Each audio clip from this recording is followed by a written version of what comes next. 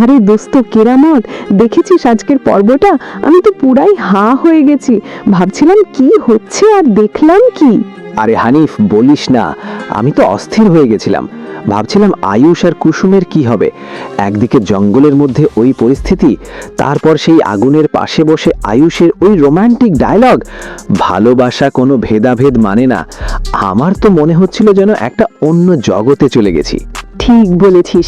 এই যে আমাদের সমাজে প্রেম ভালোবাসা নিয়ে এত নিয়ম কানুন, উঁচু নিচু ভেদাভেদ, অথচ দেখ একটা ছেলে আর মেয়ে যখন বিপদে পড়ে, যখন জীবন মৃত্যুর মাঝামাঝি দাঁড়িয়ে থাকে, তখন এসব কিচ্ছু মনে থাকে না। তখন শুধু মানুষটাই আসল, তার পাশে থাকাটাই আসল। আয়ুষ ওই যে কুসুমকে দাসী আর রাজকুমারের গল্প শোনাচ্ছিল, আর কুসুম বারবার বলছিল দাসী আর রাজকুমারের মিল হয় না। এটা আসলে আমাদের সমাজেরই প্রতিচ্ছবি। আমরা নিজেরাই নিজেদের মধ্যে দেয়াল তুলে রেখেছি। অথচ আয়ুষ ঠিকই বলেছে, ভালোবাসার কাছে এসব তুচ্ছ।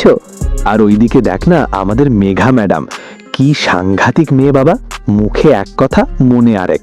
ফোনে এমন ভাব দেখাচ্ছে যেন দেবদাসীর মতো চিন্তা করছে আয়ুষকে নিয়ে, আর মনে মনে প্ল্যান করছে কি করে কুসুমকে সবার সামনে ছোট করবে, কলঙ্কিত করবে। এই চরিত্রটা আমার কাছে পুরোপুরি সমাজের একটা নোংরা দিকের প্রতিচ্ছবি মনে হয়েছে। দেখ না, সমাজে কিছু লোক আছে না, যারা অন্যের ভালো দেখতে পারে না, সুযোগ পেলেই অন্যের ক্ষতি করতে চায়। বিশেষ করে যখন দেখে কেউ একটু এগিয়ে যাচ্ছে বা তাদের জীবনের স্বাভাবিক ছন্দের বাইরে গিয়ে কিছু একটা করছে, তখনই তাদের টার্গেট করে। মেঘা যেন সেই সব মানুষেরই প্রতীক। একদম। আর ওই যে পুলিশের খবর দেওয়া, মিডিয়ার সামনে কুসুমকে টেনে নিয়ে আসা, এটা তো সমাজের আরো একটা ভয়ঙ্কর দিক। দেখ, যখন একজন নারী কোনো সমস্যায় পড়ে, তখন তাকে সাহায্য করার বদলে তাকে সবার সামনে অপদস্থ করার জন্য সমাজের একটা অংশ যেন সব সময় তৈরি থাকে। মেঘা যেন সেই সব শিকারী মানসিকতার প্রতিনিধিত্ব করছে, যারা শুধু সুযোগের অপেক্ষায় থাকে কখন অন্যকে ফাঁসাবে। তার উদ্দেশ্য আয়ুষকে বাঁচানো নয়, কুসুমকে জনসমক্ষে হেয় করা। কি ভয়ঙ্কর একটা চাল। সত্যি হানিফ, এই নাটকের মধ্যে দিয়ে আমাদের সমাজকে কি দারুণভাবে তুলে ধরা হয়েছে। এই যে আমাদের তথাকথিত সমাজের কিছু নিয়ম কানুন, কিছু মানুষের হিপোক্রেসি, স্বার্থপরতা, সবকিছু যেন আয়নায় দেখাচ্ছে।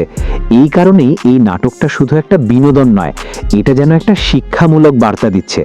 ভালোবাসা, সম্পর্ক, বিশ্বাস, এগুলোর মূল্য কোথায় গিয়ে দাঁড়িয়েছে সেটা আমরা প্রতি পদে পদে দেখতে পাচ্ছি।